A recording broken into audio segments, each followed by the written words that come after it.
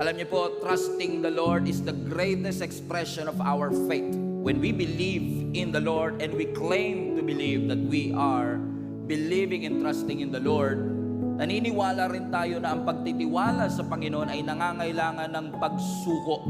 When you trust God, you are surrendering your need to understand. Pag naniniwala ka, may mga bagay kang hindi naiintindihan sa Panginoon. Pero kapag sinasabi mong you trust God, naniniwala ka sa Diyos, naniniwala ka sa kakayanan ng Panginoon, kaya nyo po isinusuko yung inyong desire na maintindihan ng lahat ng bagay. Kasi kung kada liko, kung kada delay, kung kada dito ay nangangailangan tayo ng explanation, mahihirapan po tayong buong-buo nating maipagkatiwala ang ating sarili sa Diyos. If I may put it this way, hindi mo mapagkakatiwalaan ng Diyos hanggat nagdidiman kang maunawaan ang Diyos.